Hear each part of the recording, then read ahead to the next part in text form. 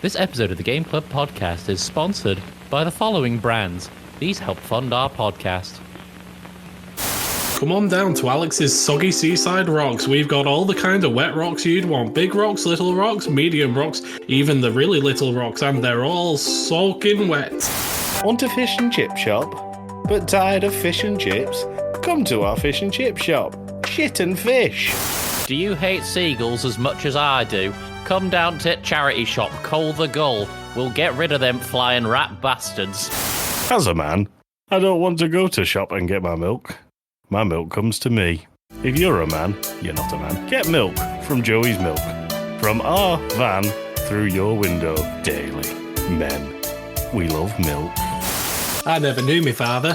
Lost him down the mine. And I thought, do you know what I need? I need a father, but not a real father, like a fake father that I can just leave in the corner when I don't want him. So come on down to the Blow Up Father Shop.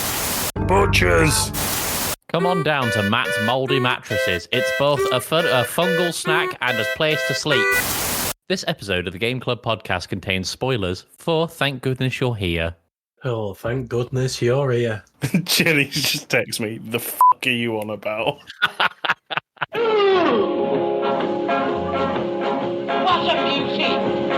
Oh, I've never seen one as big as that before. What a whopping!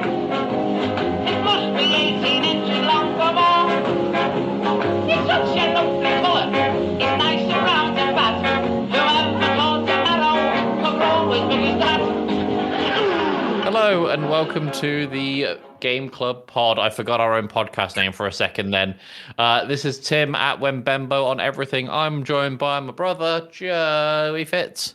Oh, Tim, thank goodness you're here. My drains need unclogging because I've shoved 10,000 powers in them, and you are the only person in the world small enough to get your big head wedged into the pipes but still fit through and break all my fittings. That would be lovely if you could do that.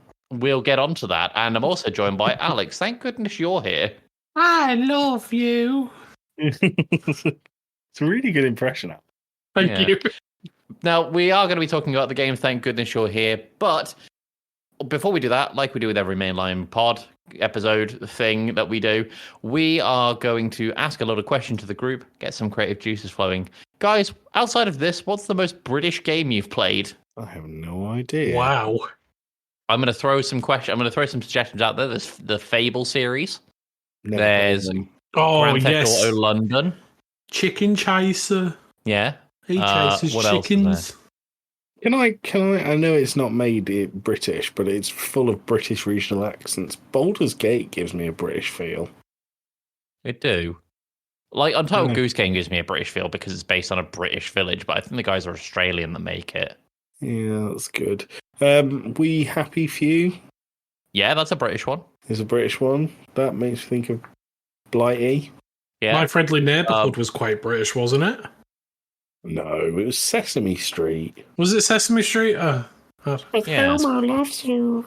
Hull doesn't really look like that, Alex. Yeah, Oh, it does look like damn. that after you've taken the drugs they give you when you enter Hull. Yeah. Back to We Happy Few. Back to We Happy Few. Is that what you guys are going with? We Happy Few, GTA, Fable? I've never played a Fable game. They're not bad. Dude, they're good. I don't like Peter Molyneux so much as like a developer though, so I really don't like supporting his stuff. Oh, really? Yeah. That's quite sad. I just think he's a knob. He's got this really weird cycle of I'm hyping up my thing to be the best thing ever, and then he overpromises and underdelivers, and then when it comes around to the next project, he will go out of his way to just talk his previous project, and then go, "This is the best thing ever," and we end up in a loop of overpromise, underdeliver. Well, it's a good thing he doesn't have the Fable franchise anymore, isn't it? Does he not? I don't think he's involved in the new one. Super Hands is in the new one, which I'm Super looking handsome. forward to. Yeah. Football Manager makes me feel British, Tim. Smart. Because there's an option when your team are doing badly, you can do a team talk, but you have to choose what emotion you give the team talk in. And if I'm doing really badly, I target one player and I select throw water bottle. So there's just one player in the team that I'm just constantly throwing bottles of water at. That's amazing. There you go. Peter Molyneux's not involved in 2025's Fable. Maybe What I'll should give be the good? Super Hands Fable a go. Yeah, what should be the best game of the whole series? It's going to Alex. be really, really Moorish. Did you say a British game or no? Oh, you said Fable, and that's all that's on my mind now is Fable. Because I played the poo out of that game. It is always on my mind. Apart from Fable 3, that was a little bit... Which is the one? I know about one of them where the final boss fight, if you take too long to do it, he'll just kill himself. That sounds like a Metal Gear Solid thing. No. So it's at the top of a tower, and he's basically giving you an option to join him or fight him. And if you take too long, I think your companion just appears behind you and shoots him, and he dies. That might be no idea. Fable 3, because... Was Fable 3 the first one that had guns? Yes, I think. I know that Fable 1, the end villain was the... What was he called? The Ace of Blades or something? The Ace of Knives. It's gonna be. It's the Ace of Blades. Fable 3, I think the villain is the Town Master, isn't it? That sounds right, but it's been so long since I've touched anything Fable related. Right. There you go. Well, Jack of on to Thank Blades. Goodness You're Here. Thank Goodness You're Here launched worldwide on August 1st, 2004 on PC, PS5, and Nintendo Switch. Developed by Cole Supper, published by Panic, and starring Matt Berry, which is... Yes, I think it is. That was an interesting voice to hear in the back of this. Steam have got a overwhelmingly positive rating on it. I've got some reviews here. Nintendo Life gave it a 9 out of 10. Press Start gave it a 9 out of 10. Push Start gave it an 8 out of 10. The Gamer magazine gave it a 4 out of 5. But I'm curious to see what you guys think, and I'm going to start off with Alex. Did you say this came out in 2004? 2014. 2024. Jesus. Come on, guys. It came out last year. Last year. 2024 is what I meant to say. I thought I was going mental for a second there. I enjoyed this game. It made me feel like I was back home. It was good. It's only a couple of hours long, but every minute of those couple of hours is filled with content, and it's filled with little things to just sort of find and see. It was a good time. Good time. Yeah. Good time. Joey? I loved this game. And Tim, I knew that you would love this game. That's why I bought it for you. You did. It is hilarious. Laugh out loud funny, full of double entendres. All of the references everywhere. Like, the fact that the shop is called Price Shaggers really got me. The fact that there's the pervy fish. Did you all do the fishmonger's side quest where you organised his thing, and then in the final one of the fish poking out was actually his willy? Yeah. That was a good one. It was mental from start to finish, but in the best possible way. I think I will need to go back and play it again because there's definitely bits I missed. And I don't think it matters that I know some of the stuff that's coming up. I just thought that this game was beautifully, it looked really good. It looked a bit like kind of the art style of Smiling Friends. It gave me a vibe of. Yeah. I think that it was surreal in a lot of places. It was like Smiling Friends art style with the Mighty Boosh's comedy style, I think, is how I'd describe it. It felt very British. It felt like a product of a certain era. And you could tell that the people who made it really, really enjoyed making it. Interestingly, I've just looked up Cole Supper. Cole Supper is made up of about 2 or 3 people in total, and like their core team, based entirely in Yorkshire. It doesn't surprise me. No. There's a filter on the opening thing that you can have it in English or Northern English. And I played this with Alex at first, and I said, "You're here, so if I need any help, you can translate." And he got it wrong, and I accidentally quit the game off of the start menu. I did. It was very hard to navigate the menus if you played in Yorkshire, if you're not from Yorkshire. But I enjoyed it. It was For my thoughts, I absolutely love this game. Joey and Alex hit the nail on the head. It is laugh out loud funny. It's well thought out. It is chock full of content and jokes and just every interaction that you could possibly think you could do. They have also thought of and put something for it. It is a absolute mastercraft of a 2 to 3 hour experience, and that's all this is. It's only a really short thing, but it is probably single-handedly my favorite indie game that I've played probably in the last year. I agree. Yeah, just very, very good. And I think the fact that most of the humor itself was completely unpredictable was just fantastic. But it doesn't fall into the lol so random humor. No. Like you can connect the dots for the humor. It's great. Yeah. Tim, do you want to do story, or can I ask you about your favourite jokes within it first? I'll quickly whiz through story. So you play as a tiny traveling salesman who ends up in Barnsworth. That's it, which is I guess supposed to be like an amalgamation of like Yorkshire and like Bradford and Barnsley and all that. And you are going around initially trying to get a meeting with the mayor, but when it turns out the mayor is too busy to talk to you right now, you go outside and you wander and you look to talk to people, and they ask favors of you, and you eventually, just in a very short space of time, become the town handyman, just being there to help, doing little fetch quests, doing little odd jobs, fetching things, grabbing things, getting things out of pipes, whatever you need to do, you're there. It's that is eventually once the what do they call him? The bootlegger, the villain who's like kind of been, and I'm using massive air quotes here, terrorizing the town because all he's doing is just like selling cheap tat out of his coat. It's bootleg Billy or something, isn't it? Bootleg that's it, Mike. yeah. All it is that he's just selling cheap out of his coat, but for some reason that gets him arrested, and now you can have a meeting with the mayor. The end. Yeah, very good. You don't see the meeting, it's just you have the meeting. Yeah. Favorite joke, guys? I had a few. I've got my favorite one. I wrote down. My favorite one was the one where every now and then you would appear in a flower pot in Matt Berry the gardener's shed, and he'd have conversations with people while you hopped down the shelf in the flower pot. And it's a conversation between the policeman and the gardener, and he's saying, well, look out for bootlegger Bill. He's terrorising the town. And he said, well, he's not that bad. I bought this watering can off him yesterday. And he says, I'm sorry, gardener, this isn't a watering can. And he turns it, and it's got no holes at the front, and it's a watering cart. It's such a great joke. I also really, really liked the...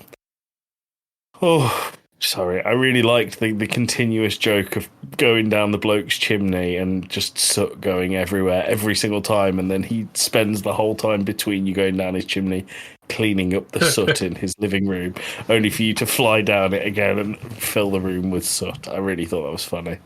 Great. I did start to feel very sorry for him by the end, though. After about the 4th or 5th time. Yeah. Alex, favorite joke? So there's one right at the start with the gardener after you've done the mowing little mini game, and he goes, nice firm grip on that mower, lad. I tell you, Reggie's wife could learn a thing or two. That really caught me off, because that's the first like proper rude joke you get in it. And then there's a couple of references to Reggie's wife in this. Who it is. There's a random bit, and it's not so much like a joke or a pun or anything, but it's the locksmith describing his morning routine. So the locksmith is an alcoholic, and he goes, every morning I have a can of lager, do a big wee, get out of bed, go downstairs and start my day with a pint. And that just really caught me off, because it was just like, oh, he pees in the bed, I get it. Very good. There's a couple of you almost get to know the NPCs and their routines, and there's there's these two siblings that will constantly bicker, and one of them works in the butchers and one of them works at Price Shaggers. And the one who works at Price Shaggers is especially mean. And I can remember seeing them one of them stood outside a phone booth while the other one's on the phone to someone. You knock on the phone booth and she comes out and says, "Oh my God, Dad's been in a car accident. He's dead." And she goes, "What do you mean?" And he goes, "Yeah, I was just talking to Mum. He was driving home and then he had the thought of coming home to you. So he crashed into a wall." It's like, oh my God. There was a bit as well in the first. So the town's broken up into a couple of areas, and in the first area, there was a closed shop. And when he opened up the shop, you were there watching, and he pulls up the shutters, and the shop is called Ron's Fake Shops. And then it's just a brick wall behind the shutters. And eventually, I can't remember exactly how it happens, but you break down the wall there, and it's just some guy's living room. And the shop changes from Ron's Fake Shops to Ron's Second-Hand Furniture. It's just selling off this bloke's living room. Yeah. There was a burger van that you can jump in, and if you smack the guy's arse, the shutters come down and it says "closed due to smacky bum bum." Yeah, that was a good one. But this is what I mean. They have thought of every possible interaction that you could do and have come up with a joke for it. Yeah. We've described about 6 jokes here, and that is barely scratching the surface of what this game has to offer. It might be the funniest thing I've played in a long time. There's no frame in the game where there isn't something to see. Yeah. It was very good. The other thing I liked is fixing the oil, the deep fat fryer in the fish and chip shop, and the fat goes everywhere. It goes onto a lady holding her baby, and then when it cuts back to her, it's just this battered shape. It's like a fish finger, baby, and she's crying and just putting salt on it. In that chip shop as well, there was one of my favorite lines in the whole game was there was a line of people for queuing up as the person was chopping potatoes for the fish and chips, and there's one person who stood at the back. It's a particularly large woman, and she just goes, "Come on, Sandra, I'm eating for 2 here and I'm pregnant." Such a good line. The whole thing was just very, very well done, wasn't it? Yeah. I don't know what else to talk about, really. I mean, humor is clearly this game's pull. Soundtrack, yeah, it's appropriate. I won't lie, the soundtrack's not particularly memorable outside of the very last song. That last song is incredible. It's Well, Tim, phenomenal. just explain it. Just explain the last song. It's basically just going around the whole town, and you are... if you've ever played Rhythm Heaven, it's a little bit like that, where you're playing, you're doing tasks to a rhythm for people around the town. So, you'll be hammering in nails, and then you'll be planting pots, and then you'll be dusting a shelf. Grinder. And then you're going into a meat grinder, and then you are the hammer, and then someone else's wife is the hammer, and it just gets more and more absurd as the song, continually picks up the pace. I really like the bit because Bootlegger Bill was in the prison at the end, and you and the policeman were just hitting him on the head with truncheons. And as the song progresses, you stop hitting Bootlegger Bill, and it's the policeman that's in the cell, and you and Bootlegger Bill are just walloping him with truncheons. And he's just there like, wait, why am I in the cell? And then he's just hitting him. Yeah. But even the not spoken stuff, like Out with the Milk Snatcher written on the floor, which is a reference to Margaret Thatcher, just things like that were really funny. There was a bit that I really liked with the learner driver that was stuck in an alleyway for the entire game, and their number plate was "Thanks, Mum," and I have no idea why. If you hit the car the first time you see him, you can hear the driving instructor go, "It's okay. I didn't learn to pull away in the car until my 38th time either." So and as someone who stalled a lot on their driving lessons, that hurt. With that license plate, it's not "Thanks, Mum." It is Yorkshire for "your mum." It's a "your mum" joke.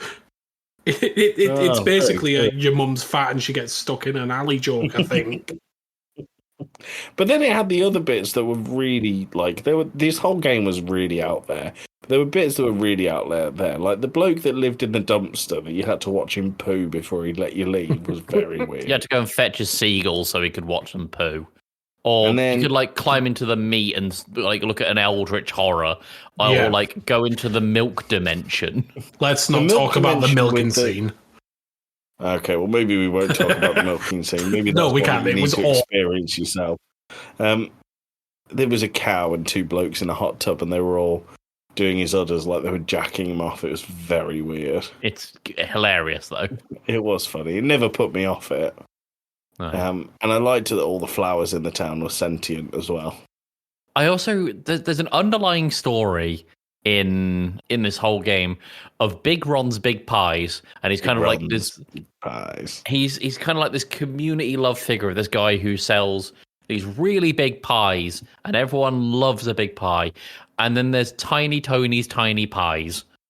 And the plot doesn't really go anywhere other than he gets angrier and angrier at Ron's growing success. I really liked when his daughter brought home a boyfriend. Did you guys listen to the whole sequence when he brought home the girlfriend and the guy When was you're in like, the tunnel or in the pipe. yeah, and he says something like, "What's your favourite pie?" And he goes, "Oh, I love I a big just pie. like the big ones with loads of stuff in it." And he's like, "Big pies." You can hear the wife going, "No, Tony, don't get angry." And he's going, "I will not have any of this big pie mentality in my house." It's proper seething, but that's all the plot goes to. But they make a real point to have cutscenes dedicated to Tiny Tony's Tiny Pies. Where his wife's in the background, she's just like, "Why don't you just make them a little bit bigger?" And then you just see his eyes go. Like Twitch. I love this game. It's It was so exceptional. good. Yeah, I'm like it's not the kind of thing I think I could come back to like here and now, having played it so recently. But give it a couple months, I'm bound to come back to it and have even more fun. And definitely worth keeping an eye on the developers. You know, as well, I think the other thing with this game as well, it's not particularly skill focused. So for gamers who like absurd humor, or for people who are, you know, like absurd humor but don't necessarily play games so often, this is a pretty good entry point. It's pretty much very a point good and click point. adventure. But more fun and Yeah, not but definitely, arduous. definitely more fun. Yeah. Did you love it, Tim, or did you hate it? I love this thing a lot. I saw one review refer to it as a slapstick platformer, aka a slapformer. Oh, that's good. That's a very great name for it. That is good. We should also say the requirements to run this at full spec on your PC are nothing. You need 1 gig of space. You need a NVIDIA GT 520 Oh my god. and 4 gig of RAM. You can run this with an Intel Core 2 at recommended settings, which, for those of you who don't know, is how old is a Core 2? Oh, let me look it up real quick. Early 2000s? Yeah, something like that. Might even be 90s. The Intel Core 2 came out in 2006. Oh, that late? 2006. Well, but there you go. God, this game's intensive. It's a good thing this game came out in 2004 then, isn't it, Tim? Yeah, it's you know, they were so ahead of their time on the hardware. Shall we get to scores? Final thoughts? Just loved Yeah. it. Loved it. Love it. Thoroughly recommend. Do you know what? I should probably get the score sheet up. I'm going to start off with Joey. Thoroughly recommend. Loved it. 2 thumbs up. And a 9 out of 10 from me. 9 out of 10. The only Alex? way it could have made Oh, a yep. 10 is if it was longer and there was more of it that I can play now.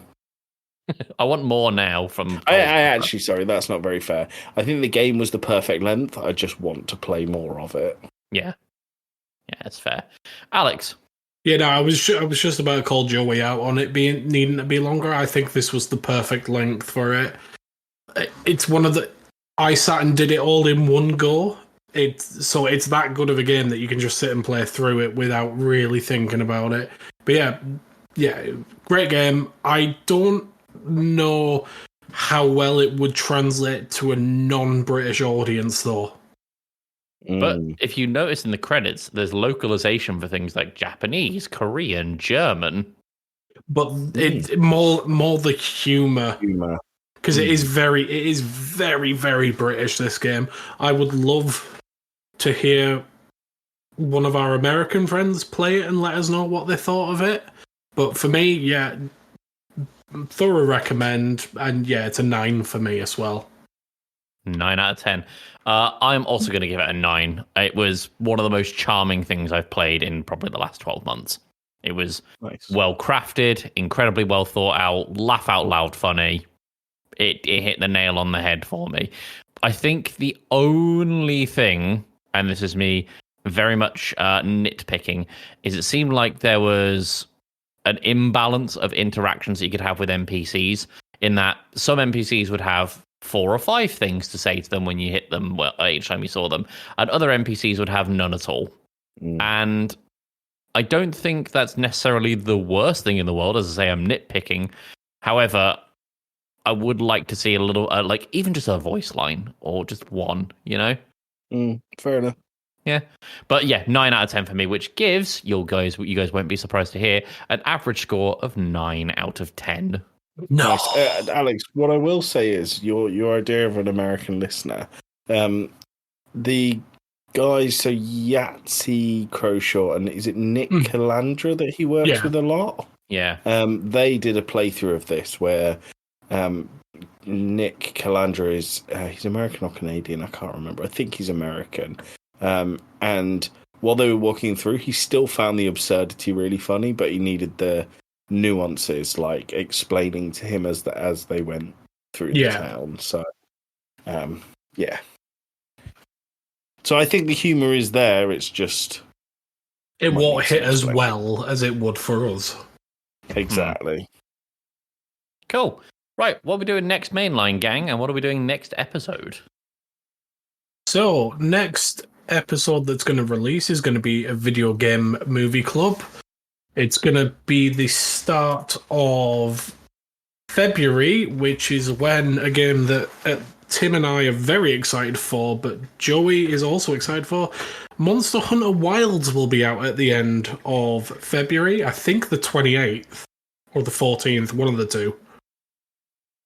Ruin my Valentine's. So we're having a little bit of a Monster Hunter month, and we're going to start that by watching the Monster Hunter movie, which will be great. Yeah. Join us for that. And in 2 weeks, when we cycle back around to Mainline, something that Tim is going to be very excited for, we are going to play Factorio. Oh my god, I need it.